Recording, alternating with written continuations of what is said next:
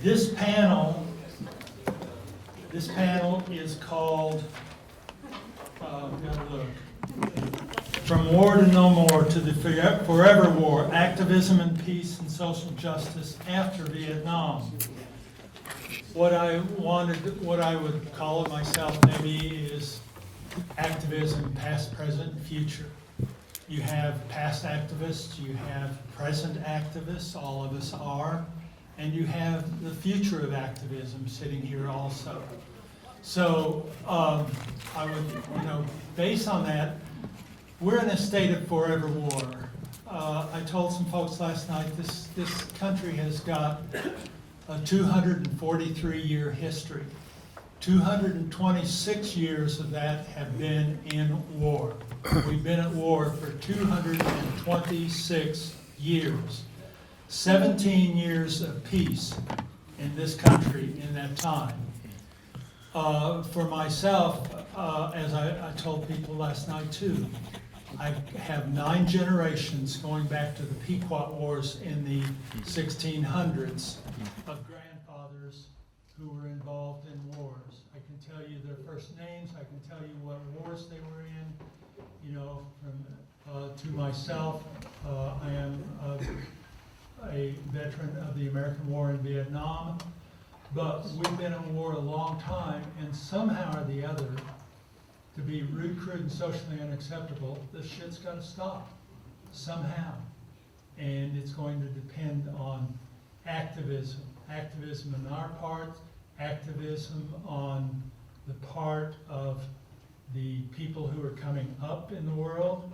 Hopefully they won't be so caught up in consumer society that they won't see the writing on the wall. But we've got to make some changes somehow. So I'd like to introduce our speakers for this panel. I've got to say I'm very honored to be chairing this panel or be the moderator. But our first speaker is our honored guest for this conference, Mr. David Harris, a veteran anti-war activist. Now journalist and author, Harris has published 11 books, including Dreams Die Hard, 3 Men's Journey Through the 60s and Our War, What We Did in Vietnam and What It Did to Us. That's on my reading list, by the way. I haven't read it. I said a couple of years ago, I'll read that, but I haven't. But he began his career as a civil rights activist, helping the Student Nonviolent Coordinating Committee organize black voters in Mississippi during Freedom Summer in '64. Soon after, he marched against U.S. involvement in the Vietnam War, or American War in Vietnam, as I told people to say, and was elected president of the Stanford University student body, founded the anti-draft organization, not in time for me though, and the resistance. Refusing induction, Harris was sentenced and served nearly 2 years in prison, during which time his son Gabriel was born. Okay, our second speaker, Lawrence Gerstein, is my supervisor at the Center for Peace and Conflict Studies, which I'm representing at this conference, by the way. But he's a Ball State University George and Francis Ball Distinguished Professor of Psychology, Counseling, and Director of the Center for Peace and Conflict Studies. He is also co-editor of the Journal for Social Action in Counseling and Psychology. He's received $2 million in external funding through U.S. State Department grants and U.S. Institute of Peace grants to perform peace-related work in different parts of the world. Our third speaker is Mark Massé. He and I have demonstrated together at the School of the Americas Watch in Fort Benning, Georgia. He called it research for journalism, but he was there. I saw him. I got a picture of him somewhere. But he's the author of 3 books of narrative nonfiction: Vietnam Warrior Voices, Trauma Journalism on Deadline and Harm's Way, and Inspired to Serve, Today's Faith Activists. His third novel, Honor House, will be published later this fall. In 2012, Mark won the National Excellence in Journalism Award from the American Psychoanalytic Association for his book, Trauma Journalism. He retired from Ball State University in December of 2018 as Professor Emeritus after 22 years in the Department of Journalism. He was founding director of the Journalism Writing Center and former Graduate Studies Director. Mark has degrees from the University of Oregon and Miami University. Today he will speak on the impact of the American War and Vietnam protest movement on social justice activism. And our last speaker, who I hope is the voice of future activism, is Eliza Roark, a senior graphic design major at Ball State. She is president of the Green Action Team and co-chair of the Progressive Student Alliance. Eliza is an artist and an activist. So with that, I would like to get people's comments in order. We'll reserve our questions for after their comments. We'll let all of them go, and then you may direct questions at any of them individually or as a group. We do have to be out of this room at exactly 2:45, so we've got an hour and 5 minutes left right now. So I'll try and keep them on time and give you all plenty of time for questions. So first off, we have David. Well, you may understand I'm kind of talked out.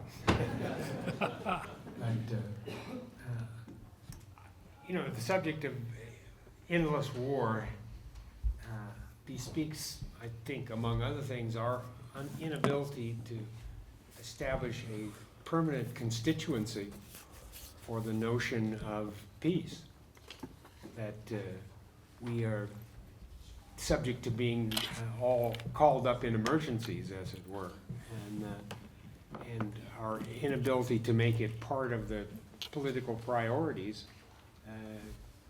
is obvious in the history that we've been living through, and that in neither political party, and ironically, the closest thing to an advocate for ending this endless war is Donald Trump, for Christ's sake.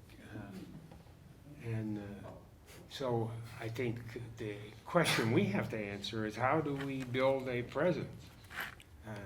You know, if you look at from the end of the Vietnam War, there was about 10 years where we had the leftovers, and we were able to successfully keep the Reagan administration out of a war in Central America, or a direct use of American troops in Central America, by virtue of the strength of the remaining memory about what had happened in Vietnam. But by the time we get to the first George Bush's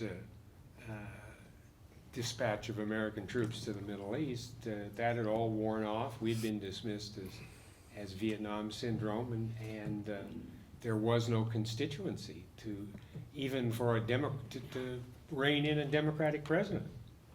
I mean, as much as I miss Barack Obama, he opened up whole new territories to the endless war, and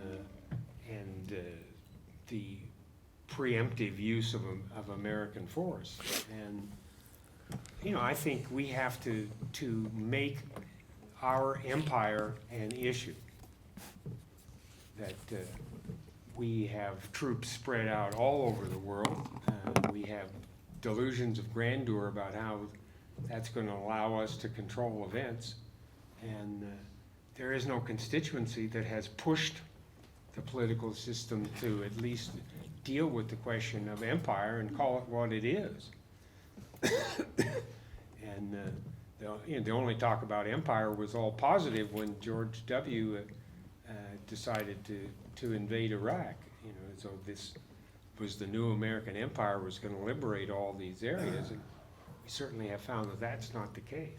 So I think the challenge is building a constituency that is going to insist upon this as part of as part of any political program. It's the best I got.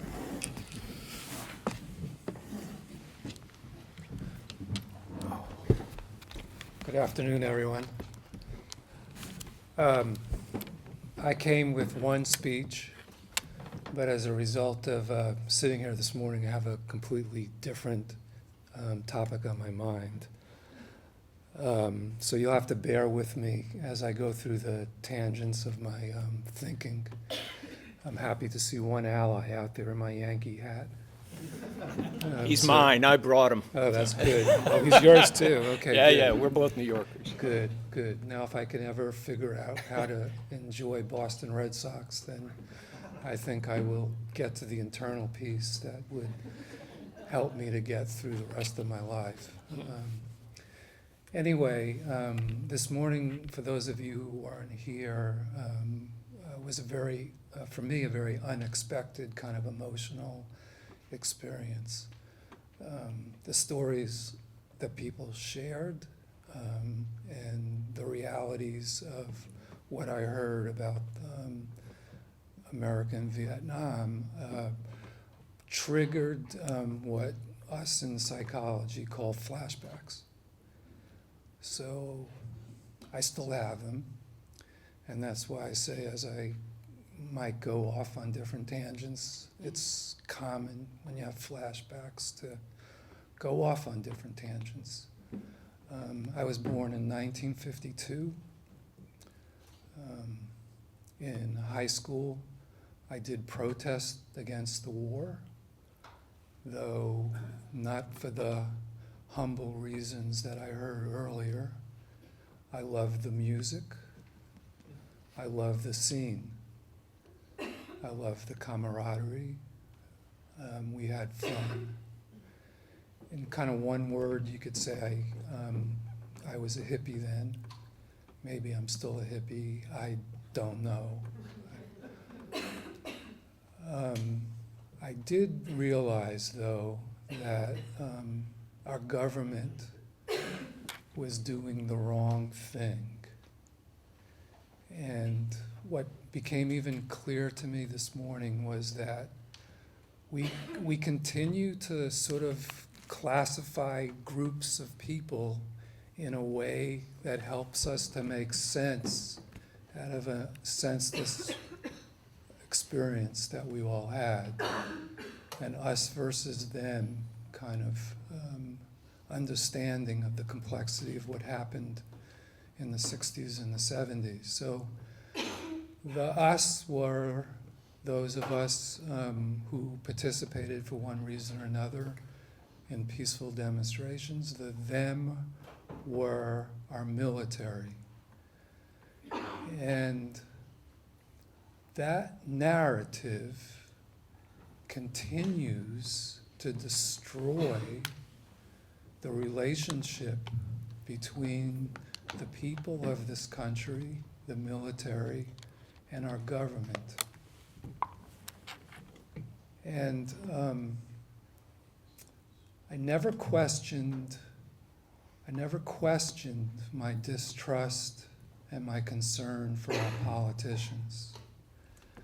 Growing up in a family of activists and law enforcement and former military, I totally understood the importance of loyalty, integrity, and honor.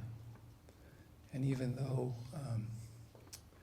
my dad was a very, very strong activist, when he saw me getting involved, he said to me, "Lawrence, don't you ever, ever, ever trust those politicians.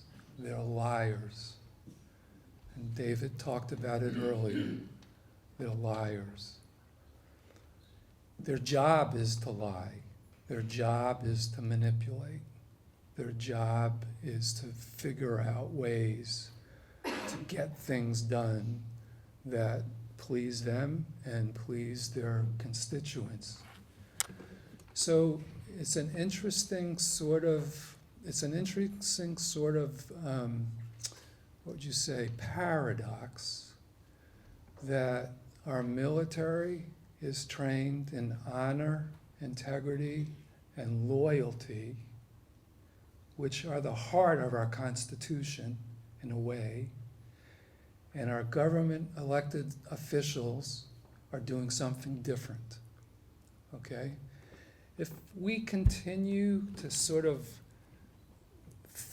fuel the dichotomies between the activists, the military, and the politicians, and don't spend our energy finding the common ground that we all have, in some way or another, we have some common ground, the war will continue. The war will definitely continue. So my work as a result of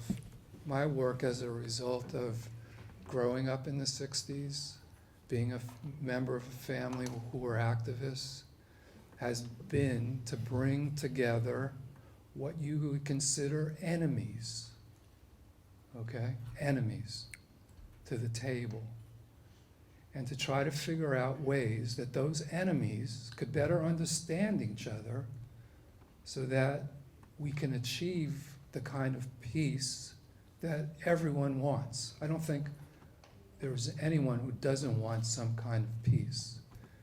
As an example, when I took over the Center for Peace and Conflict Studies at Ball State University, now about 13 years ago, I was well aware of the stigma the center had. Oh, those are those peaceniks. Those are those hippies. They're against the government. They're against the military. They're against the law enforcement. And I was like really thrown by the extent of that particular stereotype that was connected to the word peace and peace activists. And I wasn't raised to think that way. And I thought, if our center is going to be successful, then we need to build bridges with the vets, with the military, with the law enforcement, and develop those alliances where we can work together so that we could trust each other, understand each other, and hear from each other what we all want. And I'm happy that we have made inroads in that effort, and that I don't believe the center is seen any longer as, oh, those peaceniks. And I think that's what my hope is, my vision is, that we'll let go of these stereotypes of each group and begin to better understand what we all have in common. Once again, I want to shout out to the vets who are here. I want to thank our military. I want to thank our law enforcement for what they gave, what they did, and I want to apologize for how myself and other people have treated them ever since they got back. Thanks.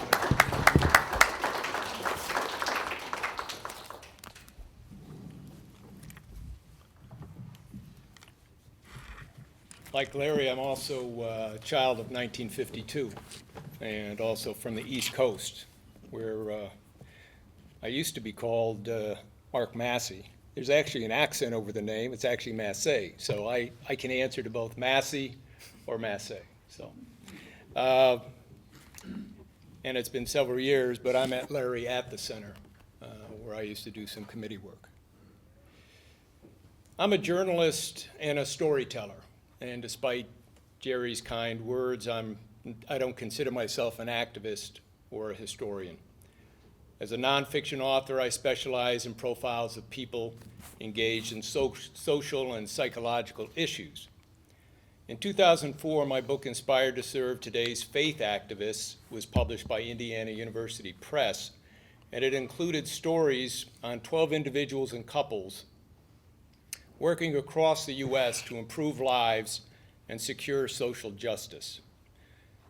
Two of those people I profiled are emblematic of those of you here and the thousands who were involved in the anti-Vietnam War protest movement. Mary and Malcolm in Eugene, Oregon, and Roy Bourgeois in Columbus, Georgia. And I should mention both of them are still active. They are both in their 80s. A brief intro before I give their profiles. Mary and Malcolm is a legendary community organizer in Oregon who has been involved in human rights, labor movement advocacy, migrant and farm worker causes, and anti-hate crime issues. Roy Bourgeois is a Vietnam War veteran, and I appreciated what Larry said because I've known many Vietnam War vets, and many of whom were not treated the right way when they came home. Bourgeois, a Vietnam War veteran, a Purple Heart recipient, and an anti-militarism activist. And as Gerry mentioned, that's where I met Gerry Waite, was at the School of the Americas Watch protest, which happens annually in Columbus, Georgia, on the outskirts of Fort Benning. And that entire movement was started by Roy Bourgeois more than 20 years ago. Roy's journey to the priesthood and social activism began under very secular circumstances. He was born in 1938 in the Bayou country of southern Louisiana. He was raised Catholic, but his aspirations weren't church-directed. He planned on getting married, raising a family, and getting rich in the oil business. In 1962, he graduated with a degree in geology, but his ambitions were put on hold by the Vietnam War. Like many Americans with conservative, patriotic roots, Bourgeois believed it was his duty to enter the military and fight the spread of communism. He was a Navy officer for 4 years, which he called his ticket out of Louisiana. He volunteered for shore duty in Vietnam, receiving special survival training, but that didn't prepare him for, quote, the kind of violence and the kind of poverty he would experience in Vietnam. He was wounded by shrapnel when his officers' barracks in Saigon was bombed. 14 men died, and for that he received the Purple Heart, his injuries. While recuperating from his wounds, he began to re-examine his beliefs, his values, and his faith. Then in 1966, with 5 months to go on his tour of duty, Roy Bourgeois met a Canadian missionary from Quebec named Father Lucien Olivier at a mass in Saigon. Olivier talked about his nearby orphanage for some 300 Vietnamese children, many of whom had been wounded by American bombs and napalm. He invited Bourgeois to make a visit. It would transform the naval officer's life. Before Bourgeois left Vietnam, he had decided to become a priest. His chaplain recommended the Maryknoll order. They were called the Marines of the Catholic Church. While in the seminary, he spent a year in Chicago studying philosophy and religion, working in poor neighborhoods where he met community organizers and activists like Saul Alinsky and Monsignor John Egan. Bourgeois was becoming enlightened, but his liberal protest days were still years away. In fact, he boycotted an appearance by Jesuit priest Daniel Berrigan, a prominent anti-Vietnam War critic. As Bourgeois recalls, quote, "It wasn't that simple for me. I was against the violence of Vietnam, but what about friends who had given their lives for a cause they believed in?" In 1969, he joined in his first anti-war protest. He traveled to Washington and marched with other Vietnam War veterans outside the White House. Later, he returned his Purple Heart along with other vets who were trying to awaken the American conscience with their words and symbolic gestures. In 1972, Roy Bourgeois was ordained a Catholic priest. He was sent to Bolivia, and as had occurred in Vietnam, he would be transformed by his experiences. Working for 5 years with the poor and the suffering of Latin America. Upon his return to the United States, Father Bourgeois became involved in several activist causes, including the nuclear arms race, the international peace movement, and anti-poverty programs. And as I mentioned earlier, in 1990, he founded the School of the Americas Watch advocating for the closure of a CIA-run facility on the grounds of Fort Benning, Georgia, where soldiers and military police of oppressive Latin American regimes continue to be trained. Over the last 30 years, hundreds of thousands of people of conscience, notably here Gerry Waite, have come to Columbus, Georgia to protest U.S. involvement in international acts of aggression and repression.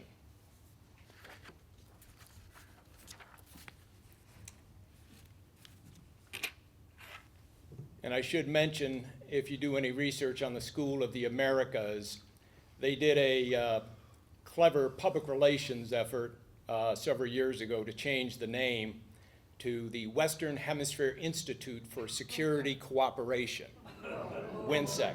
That's true. But Roy Bourgeois' movement, the School of the Americas Watch, or SOAW, and you can look that up, continues to work tirelessly to address those atrocities that have occurred throughout Central America and Latin America. Now on to Mary and Malcolm. I begin with a quote, actually, that I received when I did an interview with the editor of the local paper in Eugene, Oregon, the Register Guard. Quote, "Over the years, I'd see her on the front lines of every important social justice cause the newspaper covered: civil rights, peace, religious tolerance, care of the homeless and needy," says Jim Godbold, executive editor. Heck, she was in the news again this past week, speaking out at a rally against the war in Iraq. That's the Mary and Malcolm I know in a nutshell: passionate, unafraid, articulate, and always willing to speak out for what she believes in, even if the message is unpopular, perhaps especially if the message is unpopular. She is a great gift to this community, part of its heart and soul. When Bergen County, New Jersey native Malcolm attended Cornell in Ithaca, New York, the silent 1950s were given way to the 1960s. She was pursuing a literature degree with plans to become a teacher. In the early college years, she was not a politically involved student. She attended some campus rallies and marched in sympathy with civil rights sit-ins underway in the segregated South, but as she said, she hadn't put herself on the line. In an oft-repeated anecdote, Malcolm tells of lying days in a campus infirmary bed during finals week, June 1961. At that same time, some of her friends were among the first Northerners to join the Freedom Riders in battling racial segregation down south. These fellow Cornell students had attempted to integrate the Greyhound bus waiting rooms in Jackson, Mississippi. They ended up serving time in the Parchment State Penitentiary. They were arrested and jailed while Malcolm confronted herself in that infirmary bed. Quote, "My friends were in jail for values with which I was raised and claimed to hold. If I did not live out my values, then they were empty words," she recalls, describing the realization that was to change her life. She made a vow to act on her beliefs and her values. She protested for civil rights in Maryland and went to Washington, D.C. to demonstrate for nuclear disarmament. In 1966, Malcolm and her husband moved to Eugene, Oregon. As you can tell, I've had to jump ahead quite a bit because I'm trying to keep within the 10-minute limit. And at the risk of sounding like a shameless or shameless shrill or shill, if you want to read these stories in depth, I do have some copies of my book for sale in the back at a discounted price. So, in 1966, Malcolm and her husband moved to Eugene, Oregon. It didn't take long for her to connect with the anti-war community. Within a week of arriving, Malcolm was at the University of Oregon demonstrating against a speech by then U.S. Vice President Hubert Humphrey. For much of the decade between 65 and 75, Malcolm was actively engaged in the anti-war movement. She organized vigils and marches, gave speeches, wrote articles, lobbied with elected officials, participated in poetry readings, staged die-ins, and benefit events. Her colleagues considered her a gifted, eloquent, and convincing speaker who could motivate people to join the cause. But she was also praised for building relationships and using reason and reasonableness rather than rhetoric and rancor. And we heard David address that in his remarks earlier today. As Malcolm says, you can't organize from a place of contempt.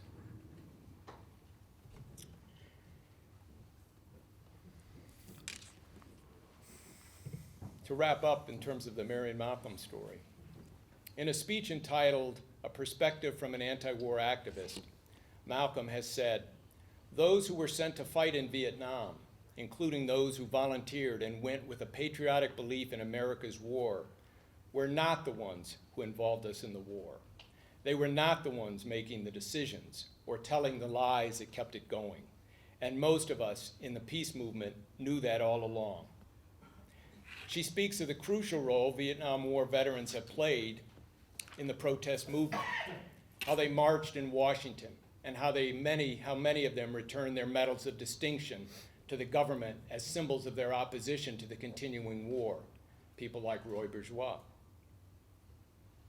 Malcolm remains a student of the anti-war movement and its impact on her life as an activist.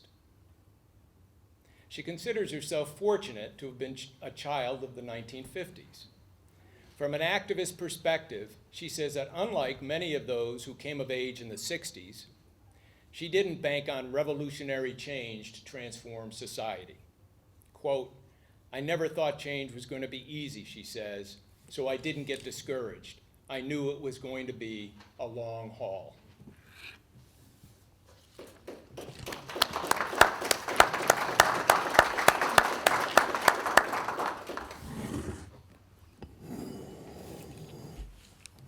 When I was asked to speak at this event, I was a little surprised. My activism has never been on the scale of anti-Vietnam War protests. I've never even attended a protest with more than 100 people before. But when I started going through the list of things I've done in the past 3 years, it started to look a little long, and I'm going to detail 3 of the projects I've done. I became a student activist my freshman year here at Ball State. It started by attending weekly Green Action Team meetings and attending protests and rallies hosted by the Progressive Student Alliance. My involvement in these groups has continued to the present, where I now lead both. The Green Action Team is a student-led organization focused on educating college students on how they can be green and about current issues with the environment and sustainability. My work with the Green Action Team this year has been focused on creating a campus garden, which will provide food for Cardinal Kitchen and be a source of education for students on how to grow their own food. We plan to break ground in April 2020. The Progressive Student Alliance, thank you. I like to advertise the Progressive Student Alliance as an alternative to the College Democrats, as it is a student-led leftist organization. We focus on a lot of activism, but education as well. In the Progressive Student Alliance, we have just recently begun a campaign to increase the minimum wage for students working on-campus jobs. The current minimum is $7.25, and we want to raise it to at least $8.40 an hour. And our petition for this cause actually went live today, so that's exciting. I want to mention another organization I'm a part of. I'm an active member of Muncie's chapter of Food Not Bombs. For those who don't know what Food Not Bombs is, it was founded in 1980 by a group of activists in Boston. They wanted to set an example for what they believed people should value. Food, not bombs. Community, not war. Friendship, not violence. Their solution was to cook free vegan meals to take out into their community and share with their neighbors in need. Here in Muncie, we do the same. We take our meals to the Mitzvah station once in the morning and once in the evening each week to feed all our neighbors going to and coming from work and school. We talk to them about local issues, listen to their thoughts while eating with them. This is what I'm most proud of in my activism so far. But now I want to look toward the future. Yesterday, I was reading the Daily News article where David was interviewed. He mentioned that there are so many issues to focus on these days, and that it's hard to unite everyone under one stance. While I agree, I also believe there is one issue that stands out among the rest. Climate activism, in my mind, is the future of activism, and especially peacemaking, simply because without a planet capable of sustaining human life, peace is impossible. In my eyes, in the eyes of many of my peers, you can't be an effective climate activist without also being for other things. Anti-war, anti-racist, anti-fascist, and anti-capitalist. These four, thank you. These four main considerations extend climate activism into the global movement it needs to succeed. To start, war has always had negative environmental impacts. I think we all know this. During one of Rome's many wars with Carthage, for example, Roman soldiers salted the fields of Carthage so heavily that they couldn't grow crops in that area for generations. Now, with advanced weaponry, the impacts are even greater. The US military is the #1 polluter in the world. Working toward reducing the size, budget, and global scope of our military, as well as denuclearizing our military in a pact with all other countries, is several enormous steps toward ecological justice. Another facet is anti-racism. Pollution and environmental destruction affect marginalized communities of color and the global south more than the West and white communities.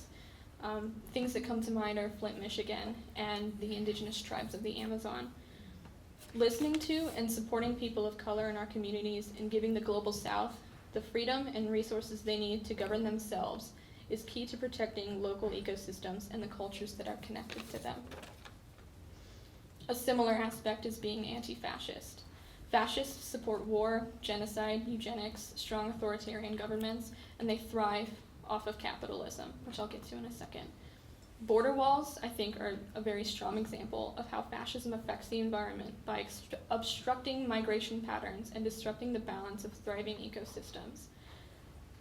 The Amazon fires were man-made, and they were approved by the Brazilian government.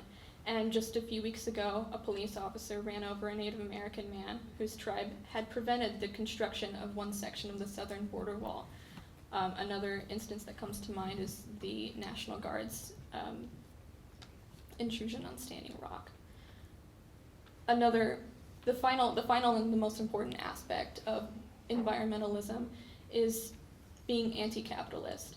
It's no coincidence that the dawn of industrialization, the rise of capitalism as an economic system, and the exponential growth of CO2 emissions happened around the same time.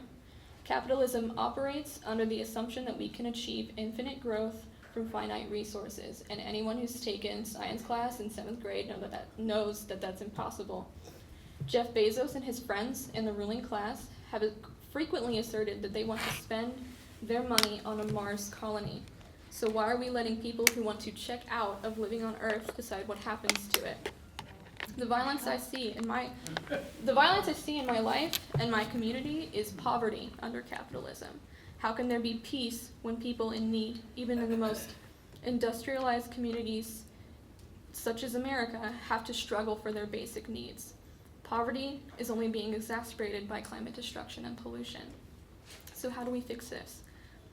Through direct action, strengthening local communities, subverting the systematic ways of providing goods and services, disruption of the economy and the political order.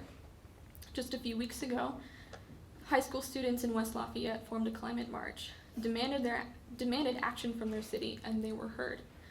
The city council voted unanimously to start cutting carbon emissions. Independent groups focused on building sustainable societies, peace, and justice can work through collective action across the globe to make change. We've seen this with the recent climate strikes, and I'm sure we'll continue to see this in the coming years. Climate strikes are particularly where I want to head with my activism after I graduate. These acts are a continuation of the activism of previous generations. I'm personally inspired to action by people like Angela Davis, Cesar Chavez, and Eugene B. Debs, as well as my friends and comrades working beside me right now. Connecting the young and the old is important now more than ever. Share stories and tactics, laugh together, cry together, eat together, but most importantly, organize together. We all care about the same things, and working together is the key to effective change. Thank you.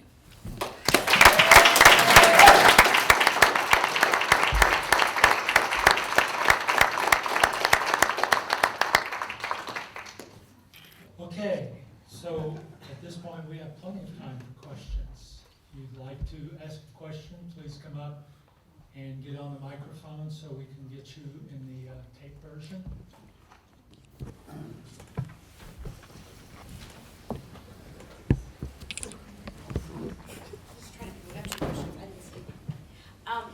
first question, I guess, is to the panel.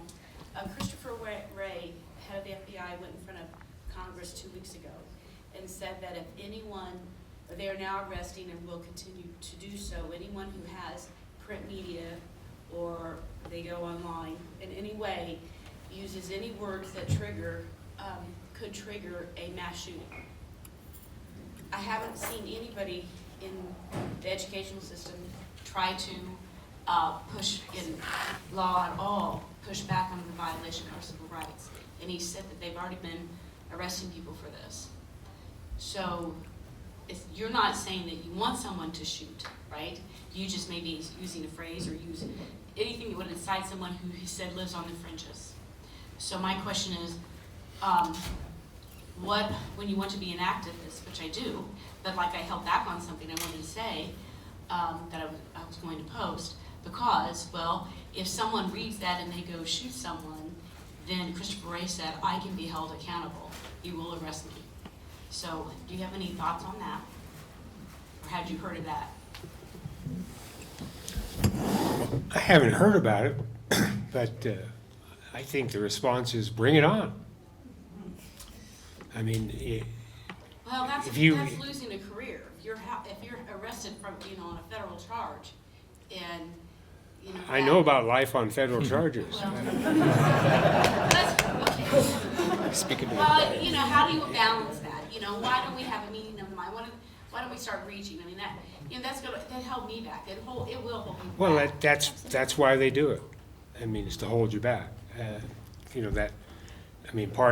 Part of taking risks is assuming that.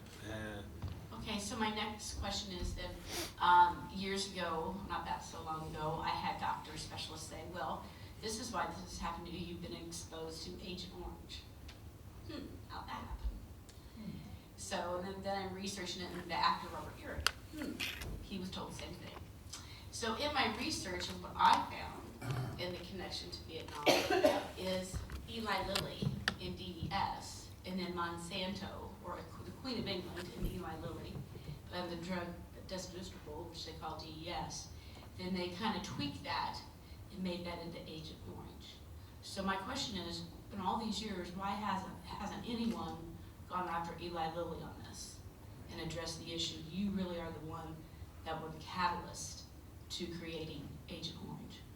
Weren't there some lawsuits? There was a On massive, Monsanto. there was all of the chemical companies, major chemical companies. There was a major lawsuit in the 1980s with the Vietnam, on behalf of the Vietnam vets. It was a collective lawsuit. Yeah. So you have to do your research to find So out. it was for the Vietnam vet. So even though that same drug, they're saying, well, yours was it, so that doesn't come under that. And, well, educating people on that, because I was blindsided. Yeah. I think that one thing in the activism is realizing, letting people know the victims just aren't over there. They're here too. That drug was pretty toxic. Okay, well, thank you for everything that you do. Before, I wanted to take off from where Eliza was, which is, part of the political dilemma of the moment is that there is one issue which is existentially more important than any of the others and subsumes all of them, and that, of course, is climate change. We're talking here about the destruction of civilization, if not the elimination of our species. So it is quantitatively of a whole other level. But I think part of addressing that has to be that the use of military force is absolutely untenable on any plan to eliminate climate change or to address climate change. We have to act as a single species in order to get out from under this. And we can't act as a single species as long as we are sorting things out with our military. So I think it's a way for us to roll the cause that's so close to our heart into that larger issue that demands being dealt with. But part of dealing with it is a transformation of how we organize ourselves as a species. And that means in order to get the kind of consensus that we need in order to deal with climate change, because it requires universal action. we have to stop beating people over the head and start talking to people. And so that saving the planet on that level is also a way to address the issue of organized violence by states.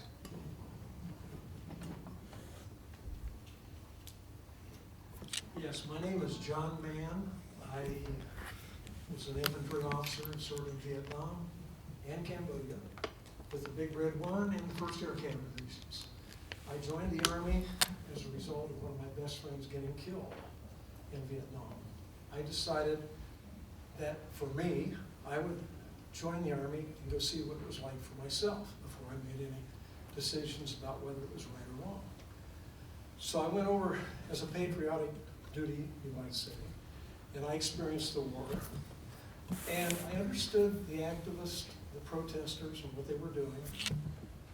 But the thing that really upset me was the fact that I heard that protesters in California particularly, as the veterans were returning home, they were getting spit upon and called baby killers. Now, I think that the protesters went a little overboard and probably crossed the red line. I can honestly tell you right now that if there had been 50 protesters there spitting on me in California, I would have gone after every one of them. That was not right. They should have limited to their protest. They should have been protesting and throwing rocks and trying to harm the people that they were talking to. They should not have come against the military like that. We didn't cause the war. We didn't start the war. We thought we were doing the right thing. And I do have a lot of respect for the veterans that came back that had fought the war and became activists. I understand that. I would ask you, Mr. Harris, do you think they went overboard when they started assaulting the soldiers who were coming back, or was that right? Oh, certainly anything like that would not be right, but I would want to, my bullshit meter goes up. Look, I organized in California throughout the war. I knew most everything that was going on, and we weren't spitting on any soldiers. We were out trying to get them to join us. We leafleted embarkation points, we leafleted draft centers, we leafleted returning veterans wherever we could possibly do it.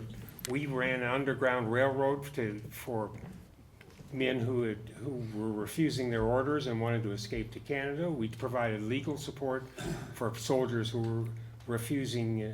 Our goal was to get soldiers to join the movement. And when in 1971, when the Vietnam Veterans Against the War finally broke out and returned their medals, and was a great, for our point of view, was a great victory. And I've heard there's a legend that there were people spitting on soldiers, and I have yet to see any proof that anything like that happened. If you go through the public record, there's nowhere even a little newspaper article saying something like this happened. This is apocryphal stuff, but you're absolutely right. I mean, I think anybody who engages in that kind of behavior was way out of line, and certainly was not part of any movement that I wanted to be a part of. We didn't spit on anybody, and certainly not on soldiers, and we didn't blame soldiers. And I spent the last 3 years of the war organizing with Vietnam veterans. You know, I'm probably the only draft resistor who's ever served on the board of a veterans organization.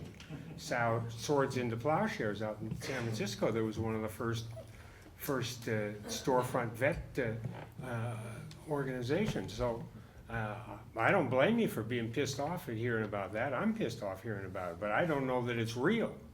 And I'd like to see. I believe it's real. I saw pictures of some of that on the signs, but what I want to say. Pictures of what? This was years ago. People holding signs, baby killers, that type of thing. And if you didn't know about it, that's very possible. I'm sure there were friends. Well, somebody holding up a sign says baby killers is maybe bad taste and certainly not good politics, but that's different than spitting on people. And I really resent the fact that my brothers and I came back and we were shunned. People didn't want to talk to us. They looked down on us. We did not get any respect or anything. Some units told their soldiers that they were to get in their civilian clothes as quick as they could, as soon as they got to California, so they could avoid a lot of that stuff. You know, it wasn't right that we were treated that way. Well- And I don't really care at this point in my life, 50 years later, but I was proud of my service then, and I'm still proud of my service now. Which is fine by me. I don't have a problem with it, but I don't know why.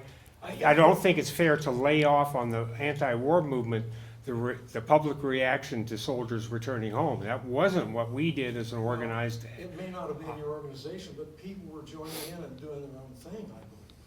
Well, I'm sure that's what happens out there. It's But, like today. but if, you know, the poor reception that is not to be blamed on the anti-war movement. The poor reception can be blamed on the public and them taking out whatever they had on the wrong people. But I think you're holding to account the people who aren't accountable. Well, and some of that's sure of that, but I'm just saying, you know, it went out of bounds. I think the organizations that were protesting the war should have spent their time in Washington D.C. like they did in November '69 when they had 500,000 people there. That was good. That's the way they should do it. But as far as making the military feel like they were part of the problem, we weren't part of the problem. Well, our rule was always hate the war, not the warrior. And That was you know, and we followed it. And every organization that I know that I ever worked with followed that. We weren't after, I mean, we were after veterans because we wanted them to join us. But the notion that we were going to attack and treat them as scapegoats was simply what did not happen in the anti-war movement.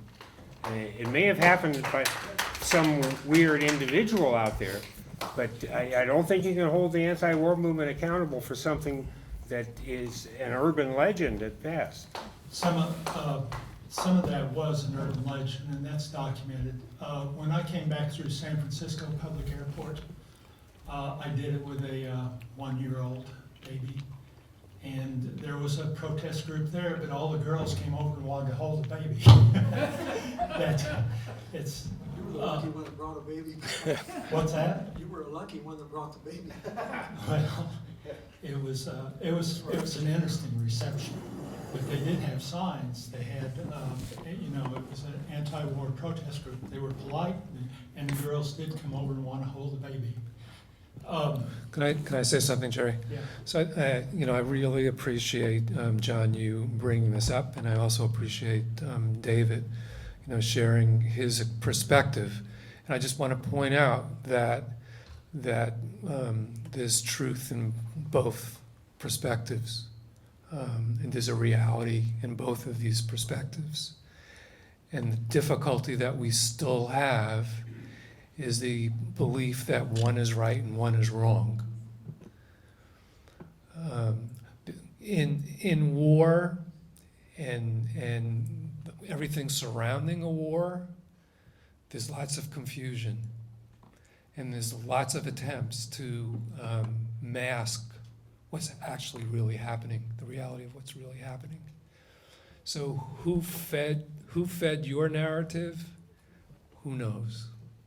Who fed your narrative? Who knows? From David's perspective, in his circles, you know, he's very clear about respecting the vets and putting the blame on the government, as I was saying earlier, putting the blame there. These dialogues, we need these dialogues. We need these kind of courageous dialogues to happen more.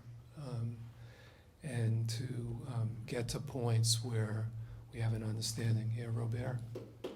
If this gentleman was mistreated. To the microphone, please, so it gets picked up on the tape. Well, I don't want to cut in front of anybody. But I did raise up my hand. I'll hurry. If this gentleman was mistreated, I think nobody here stands for that, and I think we should give him a round of applause for his service.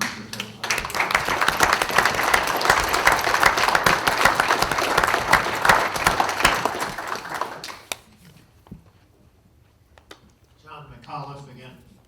We're in probably one of discussions of not the war, but the reshaping of the war. The first time, I mean, there's a major research study that's been done by a Vietnam veteran, whose name I am now blanking on, that's available in the literature, that tracked down all of these stories. The one instance that we're aware of when the baby reference was made is there was a poster that was made when the Life magazine pictures of My Lai were published. And that poster of the bodies of the babies and the older people and the women in the ditch had with it the overlay of "and babies," which was an accurately descriptive point.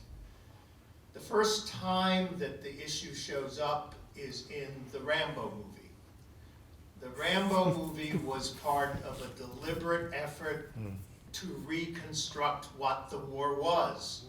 And it's an effort that's gone on in academic circles, in military circles, and in popular culture that essentially is trying to re-legitimize the war and delegitimize the anti-war movement. It's the issue. My brother is a veteran. I've worked with veterans, as David has, for years. It's complicated. I mean, people have responsibility for what they did. And that's one of the things that has torn apart a lot of Vietnam veterans, is knowing what they did and the lack of even just war moral basis for it, my brother included. You know, the problem of, in fact, in poll data, the people who were most antagonistic to Vietnam veterans were World War II and Korea veterans, who felt that the Vietnam veterans, they hadn't been good soldiers, they'd had all these drug problems, goes on and on and on, they fragged their officers. In some ways, the least receptive audience were remember, it was that group that trashed and beat up anti-war demonstrators. They were actually, in fact, no better to Vietnam veterans. I mean, my brother and others have essentially, the Vietnam generation has now taken over VFW posts and American Legion posts, but it was not an easy process of change. That's where they felt, in some ways, the greatest negative expressions. I want to quickly touch on two other things, because I think this problem, again, the problem of veterans is a complicated one, because people, in the midst of the war, the warriors, you know, we sort of got into this post-Vietnam thing of blame the war makers, not the warriors, but ultimately the warriors themselves are part of what goes on and make choices. David made a choice. People within the military that resisted the war made a choice. The culture now only recognizes one set of players.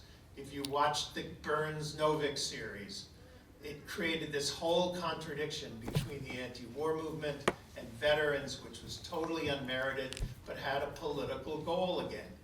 Even Elizabeth Warren, who of all of the candidates, is the one I am most inclined to. And somebody asked, well, what happened to Occupy Wall Street? What happened to Occupy Wall Street is it basically redefined the politics of mass discussion of the Democratic Party. Both Sanders and Warren are occupying the position of Occupy Wall Street in terms of the 1% being the target of what they're trying to do. So, but that aside, I went to Elizabeth's speech in New York, in Washington Square.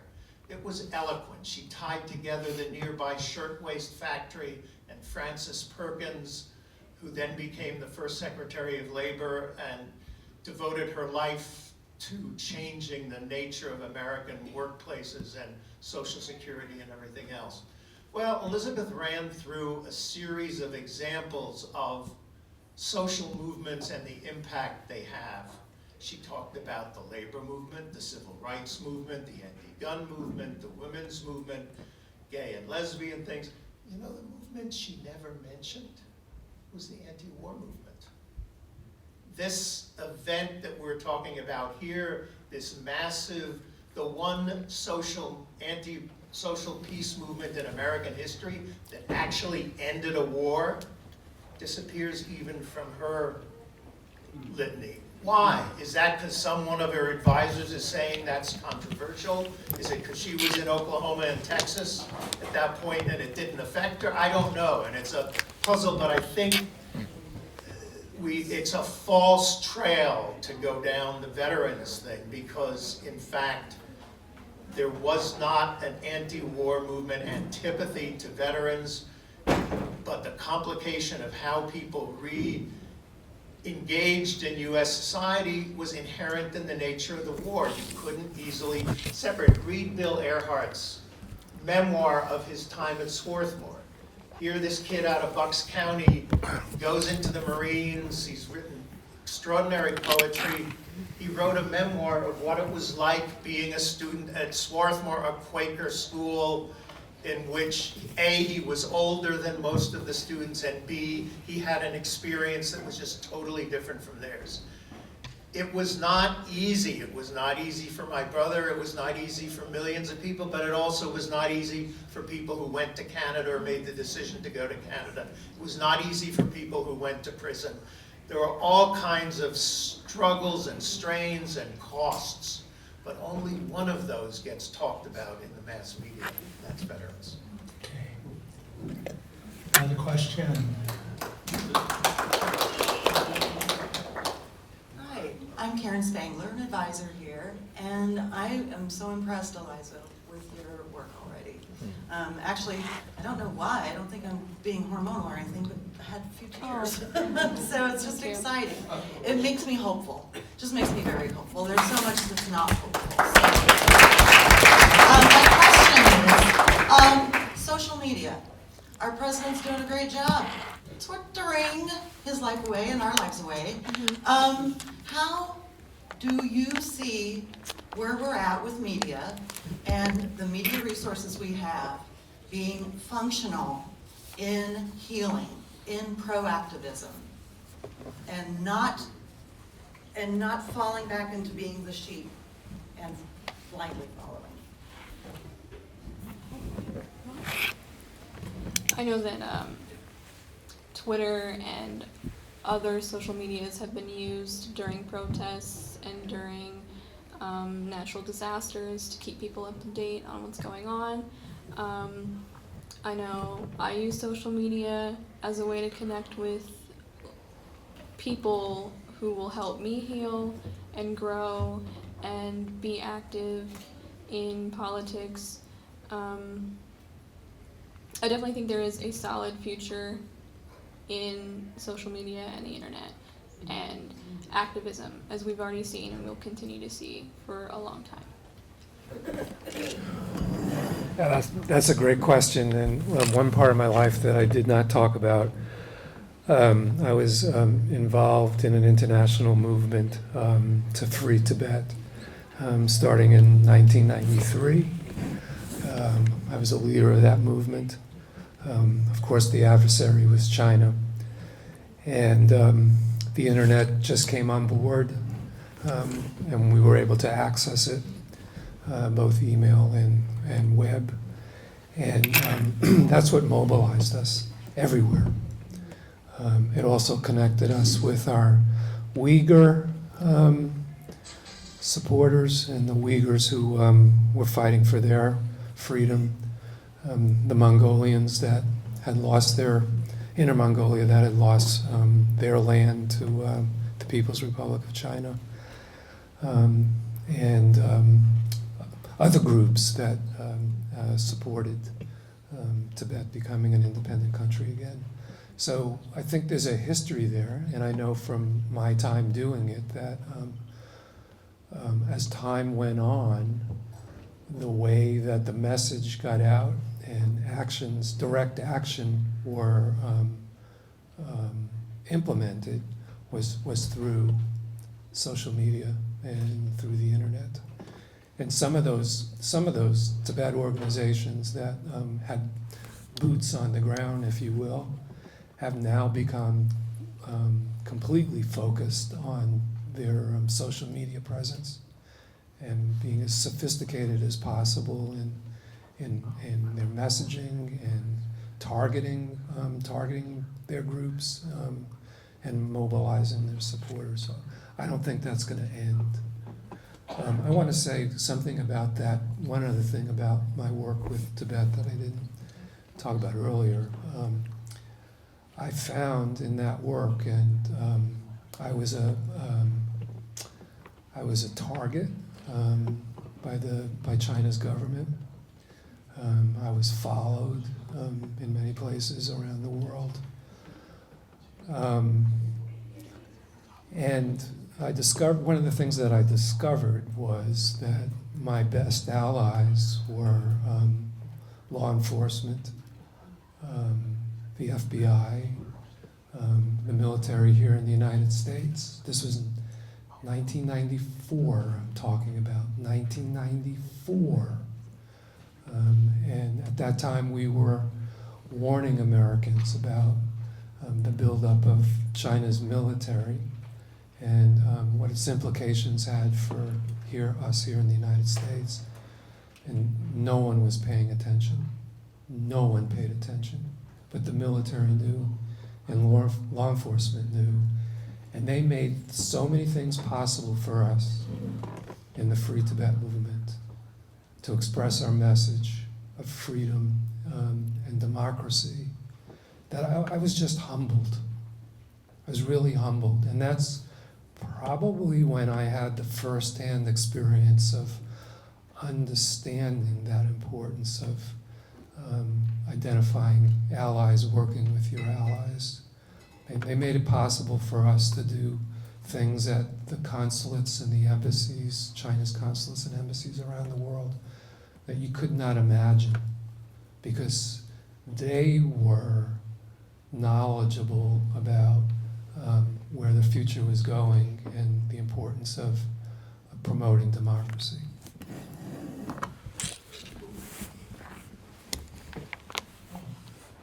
Okay, we've got time, just time for one quick question.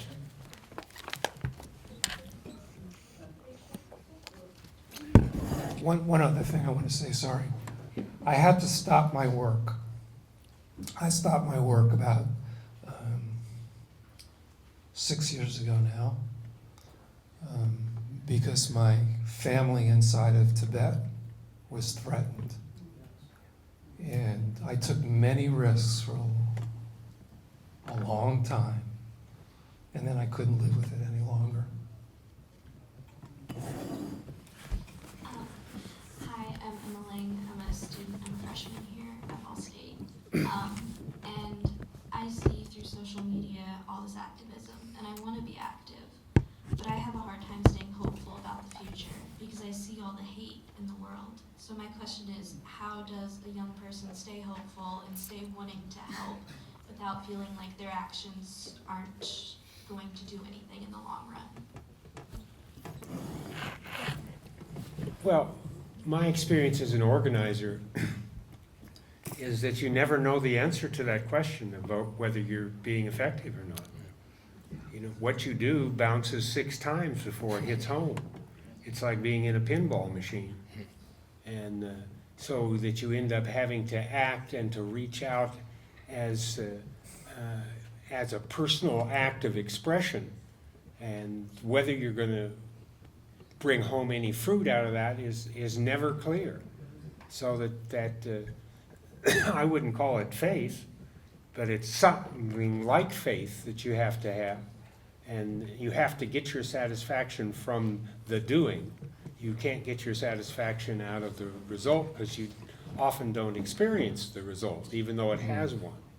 And I sympathize totally that you're not hopeful. I'm not hopeful. I mean, I'm an old fart and gonna die soon, but I don't see, I just see a lot of threat out there and a lot of enormous consequences that are coming up on us, and we've got our head up our ass. And so I can't offer hope, but I do think what you can offer is the identity, is what kind of person are you? Are you gonna be someone who just rolls over when the dark clouds come, or are you gonna stand up and be that kind of person and take your reward in that personhood? I think, as an organizer at least, that's how I kept going, through 12 months in maximum security, 4 months in isolation cells, but it's in yourself that you will find the motivation that goes on, and maybe not in the results. Okay. Do you have a real quick question? Very quick. It's actually not even really a question, but in 1986, our Federal Communications Act was modified, and one of the major modifications was the removal of the requirement for fair and balanced reporting. And up to that time, the stations had been somewhat honest, our national networks and our newspapers. But from that point forward, it basically it could be anyone's opinion and anything you want to say. And that's been one of the biggest causes of polarization in America. And if you want to push for something, you need to push for the reinstatement of the requirement for fair and balanced reporting.